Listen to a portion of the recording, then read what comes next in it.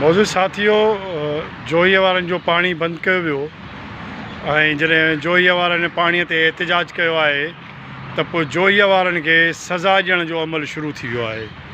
पाणी चोरनि जंहिंमें कामोरा शामिल आहिनि, MNA, MPA, भोतार, काटकू, लोफर वॾेरा, जिन जोहीअ वारनि जो पाणी बंदि करे पंहिंजूं ज़मीनूं आबाद कयूं आहिनि ऐं जोहीअ जे लखे सवे माण्हुनि खे उञारो मारे छॾियो आहे। उते जानवर बि उञ मरनि पिया, फसल कुंदा थियनि।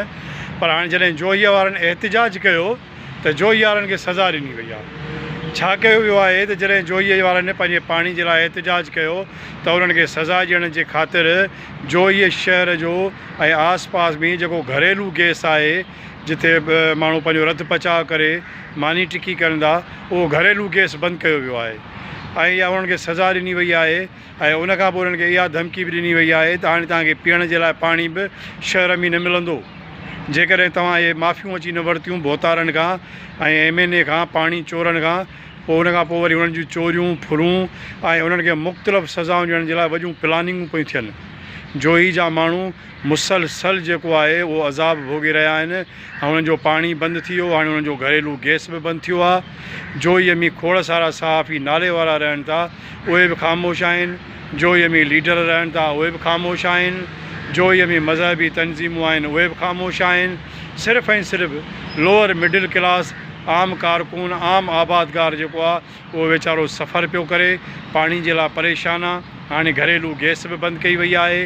मथां उन्हनि खे दाबा अलॻि पिया मिलनि, मोटर साइकिलुनि जूं फुरूं चोरियूं अलॻि पियूं थियनि ऐं जोहीअ वारनि जो साहु मुठि में आहे। लियाकत जतोई साहिब खे घुरिजे त उहो उते जो कॉम्पिटिटर आहे उहो अॻिते अचे ऐं जोही जे माण्हुनि जी मदद करे।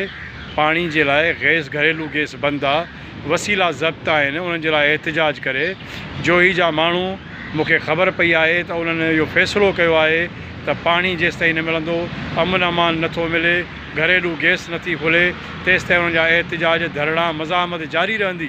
पर सुवालु इहो आहे त उते जी मीडिया, उते जा लीडर, उहे छो ख़ामोश आहिनि, उहे छो कंप्रोमाइज़ड आहिनि। शर्म जहिड़ी ॻाल्हि आहे, इहे भोतार वोट बि हिननि खां वठनि ऐं वरी उन्हनि जो पाणी बि बंदि कनि, उन्हनि जो घरेलू गैस बि बंदि कनि। सिंध जोही जे माण्हुनि खे खपे त सख़्तु मज़ामत कनि ऐं इन भोतार खां नफ़रत जो ऐलान कनि। खाई खाई ढिठ भरिया आहिनि हिननि ऐं गोरख समेत सभु फंड ई खाई विया। का शइ हिननि भोतारनि कान छॾी आहे। हिननि ते लानत ख़ुदा जी पवे।